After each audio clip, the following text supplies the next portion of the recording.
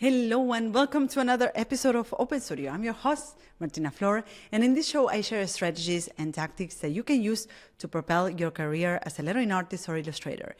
Today we are going to continue planning for a kick-ass year. If you missed the first part, you will find it on episode 122, which is the episode before this one. In our previous episode, we sort of laid the foundations for a thoughtful plan. And we started with kind of making those first steps towards planning for a kick-ass year. I mentioned in that episode that planning for the year ahead is often something that gets overseen by artists and freelancers because we believe that, as a freelancer, work comes as it does, and we cannot plan ahead for what's going on or what's going to happen in our business in the year ahead, right? So that is a myth. And through planning and crafting a plan for the next year, you can gain control over your income and also empower yourself. Because at the end of the day, you are the boss of this business. You are the one who decides on things, right? And you can also decide on how your next year is going to be through planning ahead. And in the first episode, we laid the foundations for this planning. And in this second episode, we're going to go deeper into setting impact metrics and revenue goals, right?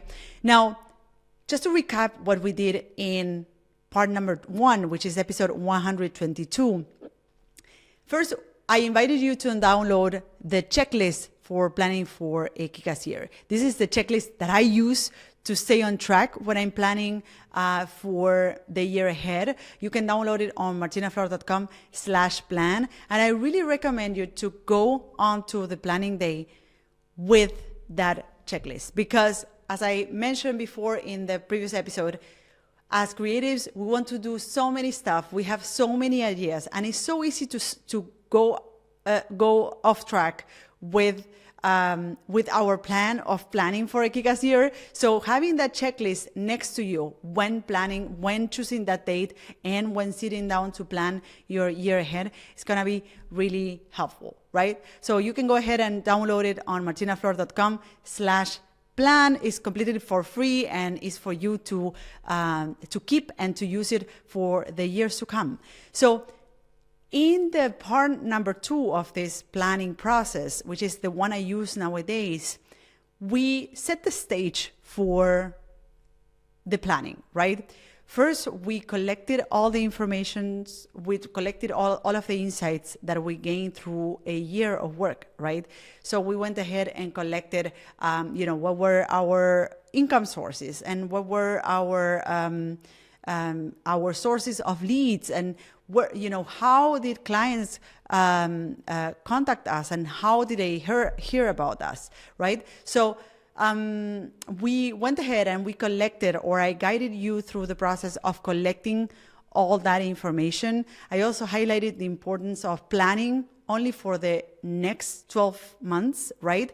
And breaking down these 12 months into quarters so that you go about your year by quarters, right? I also spoke about the importance of giving yourself, of blocking that dedicated day to do this, because it's going to take you a day at least to plan for the year ahead. And if possible, as a bonus, it will be great if you can have a planning buddy. So the planning buddy doesn't need to be there all day long. They could be there just for a few hours, but just to have that sparring partner where you can just exchange ideas and tell them what is it that you plan to do and to create in your big business next year, right? Now, we're going to dive into the part number 2 of this process. So once we have collected all of the information, we're going to move on to looking towards the next year. And by the way, on the first part, we didn't only collect all the information, but we also went through the process, a very important part of the process, which is this possibility brainstorm, right?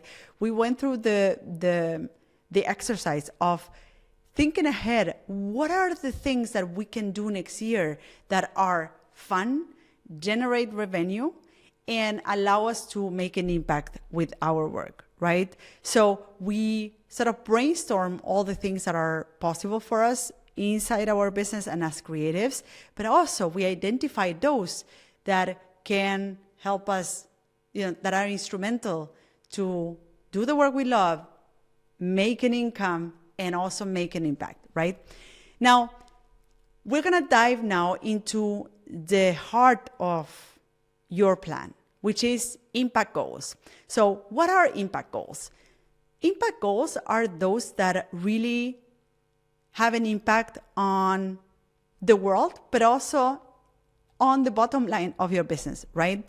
So when we speak about impact goals, I speak about client acquisition, for instance. So the more clients you have, or the better clients you have, or the higher quality clients you have, the better your revenue, right? The more impact they have on your bottom line. So lead generation, the more people finds out about your services, the more opportunities you have to accept or to choose your projects, right?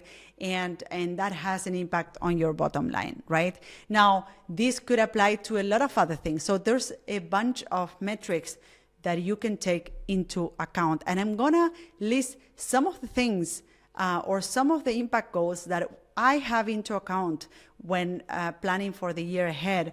But these are not necessarily impact metrics that will have an impact on your business. So these are very, I would say that they're very custom to what kind of business you have, what are your main revenue sources, right?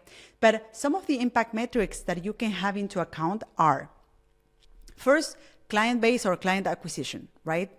So you want to set impact goals or set a goal in terms of how big you want your client base to be. Or perhaps you want to say like, okay, I want my client base to be 20% bigger by the end of next year, right? Which will generate 20% more income into or will bring 20% more income into your business, right? Another impact metric is email list size, right? So for those that sell digital products, if you're an artist that sell digital brushes, for instance, or you sell your own online classes, having a bigger email list has a direct impact on how many students buy your classes, or how many people buy your brushes, right? Now, another impact metric could be Instagram following. If you have an online shop, for instance, and or Instagram is one of the main channels in which you promote the products in your online shop, growing your Instagram following will have a direct impact on your income and the success of your business, right? Another impact metric, for instance, in my business is podcast downloads, because this is another source through which creatives and graphic artists and lettering artists find out about the work we do inside my business, with my team, with our community of lettering artists, right? So for me, improving or growing the downloads of my podcast has a direct impact on the amount of people that gets to know about the work and the work that we do and our vision, right? Website visits, right? So these are other impact goals. How many people reaches your website, right? How many people finds out about you organically, right? And the more people that finds you online, the more people that will likely contact you or hear about you, right? So these impact metrics are some of the ones you can take into account, right? So I want you to go ahead and define what are the impact metrics that have an impact on your business, on your bottom line, on the success of your business, and define what are the numbers for those metrics. Do you want to have a 20% growth by the end of next year? Do you want to have a 5% growth, an incremental 5% growth of your Instagram following throughout the months of next year, right? So as you set those goals, I want you to also think about how you're going to achieve those goals. As I mentioned in the very beginning of episode number 122, where we started speaking about planning for a kick-ass year, oftentimes, and this is something that I used to do, we plan our years ahead by setting up goals, by just listing or writing a wish list of the things that we want to achieve next year. But we miss out on the opportunity of planning ahead on actionable steps or things that we can actually implement or do in order to achieve those. We are missing the plan to achieve those goals. So in the process of defining your impact metrics, right, on setting your impact goals, I want you to, of course, think of numbers.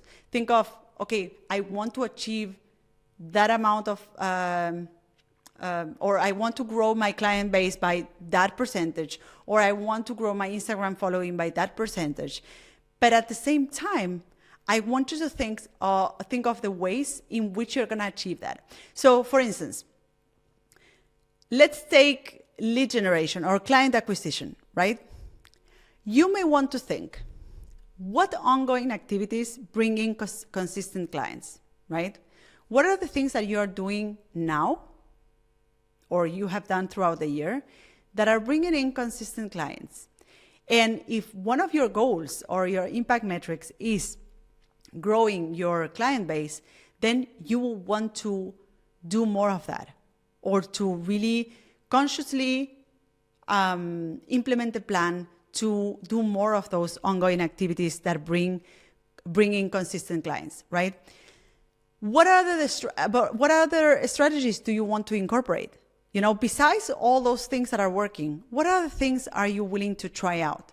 What other strategies are you willing to incorporate? And hopefully some of the strategies that I share in this podcast will help you also, or will encourage you to try new things or new strategies next year.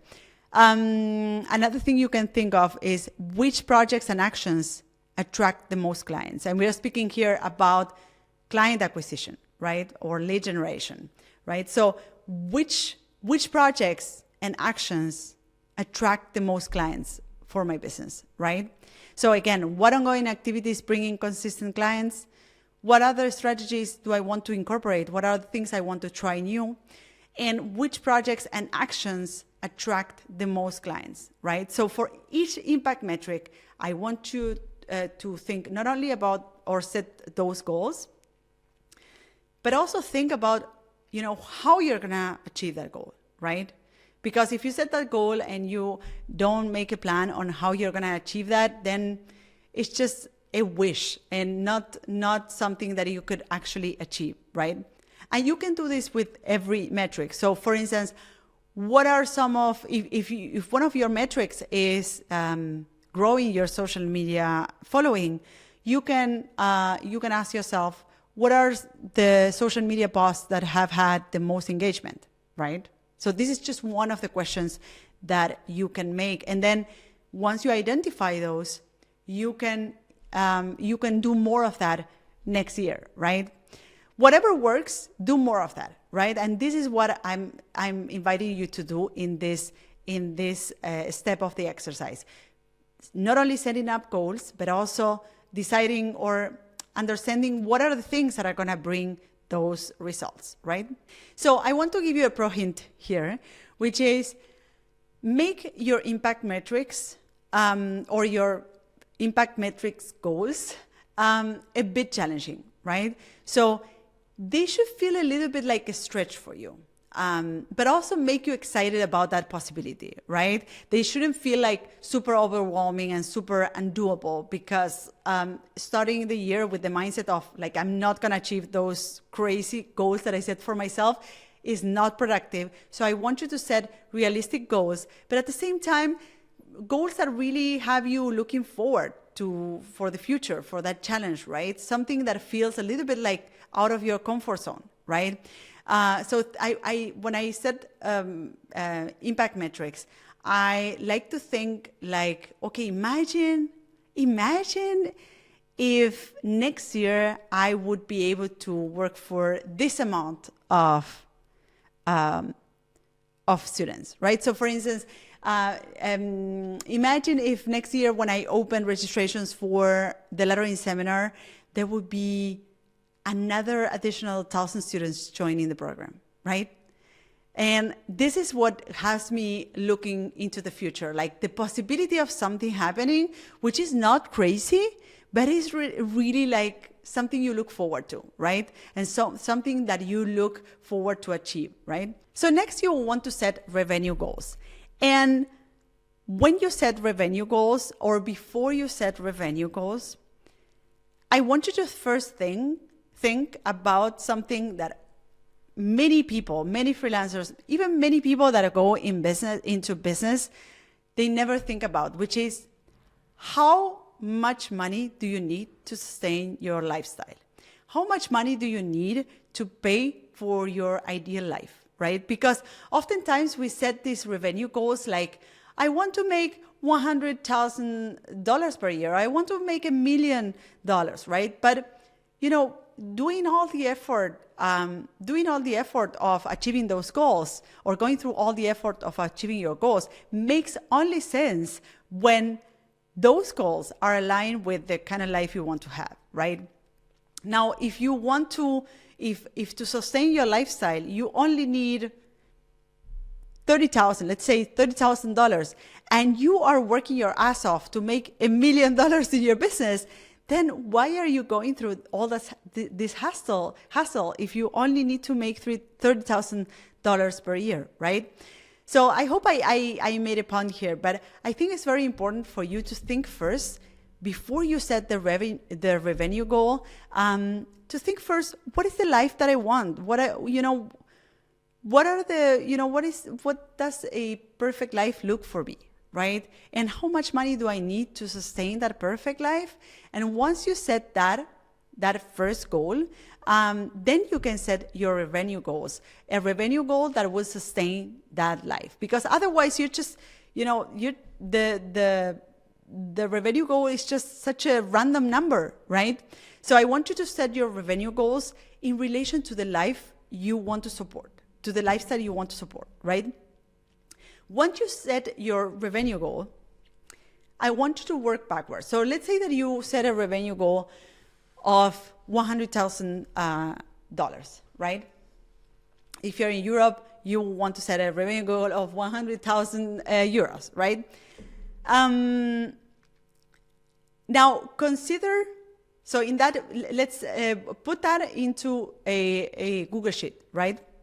So start a Google Sheet, a projection sheet where you have every month of the year, you have that revenue goal right at the end of the year, after December.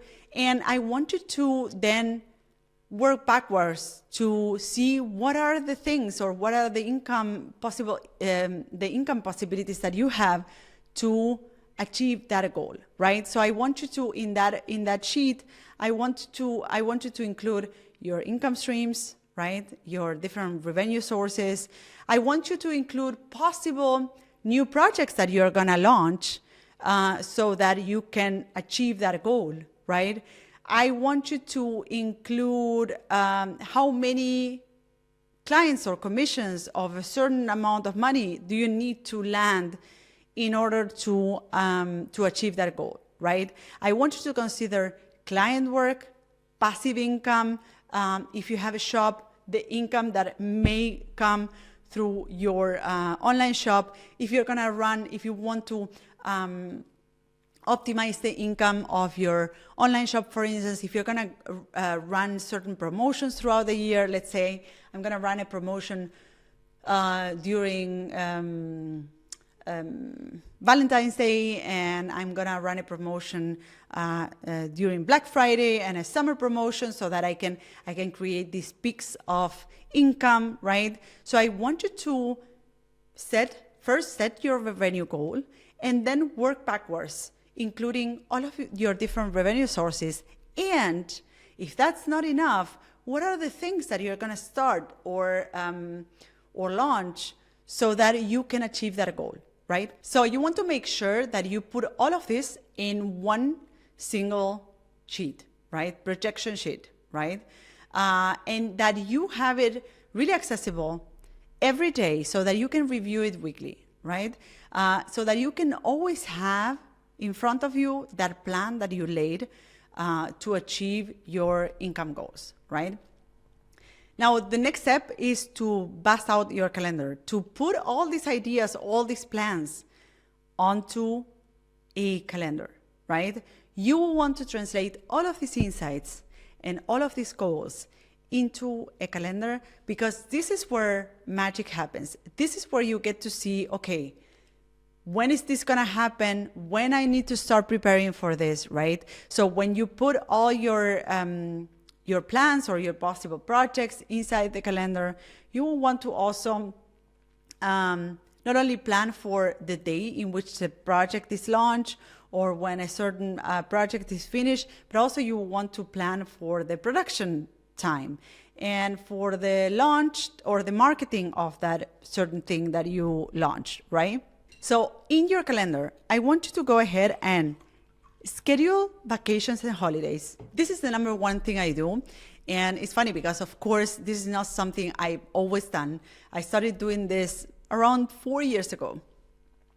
And it's such a great feeling just to know when you're going to have holidays and when you're, putting your vacations first, because this is often the thing that gets left behind by many freelancers or solopreneurs, right? So it feels super great to just say, hey, I'm going to take vacations. I'm going to have this downtime right here. I'm going to make this trip right here. So then you want to add all of the events related to your goals, as I said.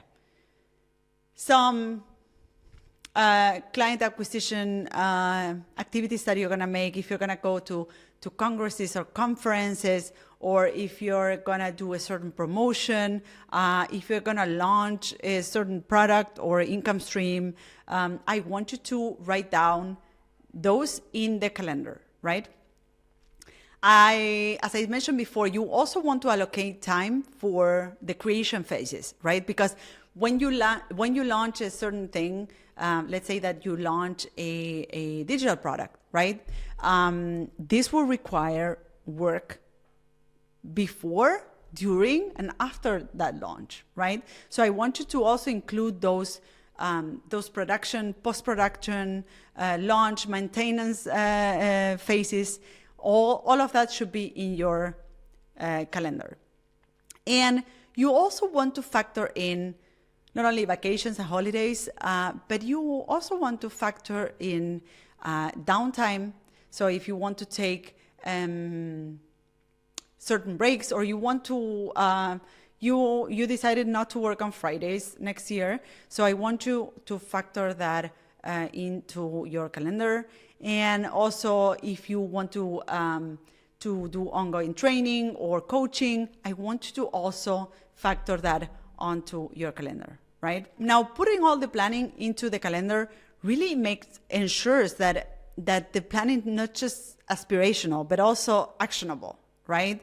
And it gives you also the structure to turn this vision that you have for next year into reality, right? So you have a calendar in front of you, and the only thing you need to do is to follow that calendar. Now, after you have done all of this, I want you to take a minute, breathe deeply, and I want you to take a minute to evaluate your plan, right? As I mentioned in episode 122, when we started planning for the year ahead, I mentioned that, and this is something that I want to remind you as well, that when you start a solo business, when you start freelancing, you're not only starting it, or you're not only doing it because you want to create a container to do the work you love, but also because you want a tool to enable the life you want, right? If you're craving more flexibility in your life, more freedom, more space to do other projects or to choose the projects you want to do, then this is something you should really keep in mind every time you plan for a year. Because oftentimes, as creatives, we want to do a lot of different things. We want to be successful in our business, right? To do the work we love. And we forget sometimes that the more things we add to our calendar, the less flexibility we have, the less freedom we have. This may have an impact, a direct impact or a negative impact on the initial goals for which we started the business in the first place, right? So after you plan, after you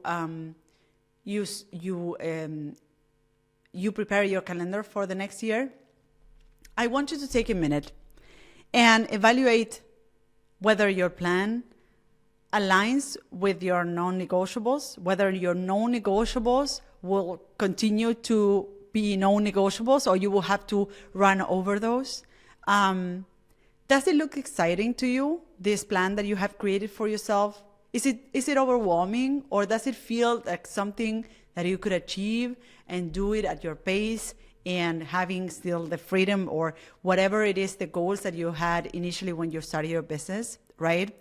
So I want you to think about whether this plan is not only a plan that is gonna help you bring the income and growth inside your freelance business or your solo business, but also if it's gonna enable the kind of life that you want for yourself, right? So this is a very important step, and I don't want you to skip it, right? I want you to make sure that this is not just a roadmap, but also a plan you're really looking forward to execute. Now, I hope that these last two episodes, the episode number 122, when we started planning for the Kick-Ass year, and this episode have helped you plan for a Kick-Ass year. Remember that I prepare a checklist for you, which is you can find on martinaflor.com/plan. And I want you to do two things right after we say goodbye. First, block that date to plan your year ahead. I hope you already done that in the episode number 122. But if you haven't done this, do it. Try it out. Trust me. Plan for the year ahead. If you're not planning for the year ahead, do it. And you will see the impact it will have in achieving your goals and also in feeling more empowered as you go through your year, right? So the first thing I want to invite you to do is to block that date to plan the year ahead. And the second one is to save this episode for yourself so that you can use it to guide you through the planning. And also share it with anyone who may benefit from it. If you know any lettering artist, any freelancer, any illustrator, any graphic artist who could benefit from the fact of laying a plan for achieving their goals in the next year, go ahead, copy the link of this episode, send it through WhatsApp or via email, and share this with them, right? The more people, the more artists and graphic artists that get to plan their year, the better impact they will get to make with their work, right? And I want to close these last two episodes with the following. You can be creative and be organized, right? You can be an amazing artist and have a plan, right?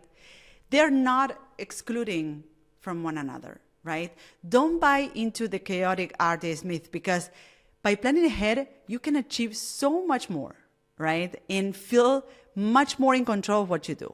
And that's all I want for you. So I'm really excited to see how this impacts on your results. Make sure that you hit me up on Instagram and you share what are the things that you are planning for the next year. I really hope that this system and the checklist that I share with you, that I created for you, that you can find on martinaflor.com/plan, it's gonna help you plan for a kick-ass year. So thank you so much for listening today, and see you on the next episode of Open Studio. Bye-bye. So this is it. I hope you loved this episode. You can find me, the host of the show, on social networks at Martina Flor on Instagram, Twitter, and Facebook.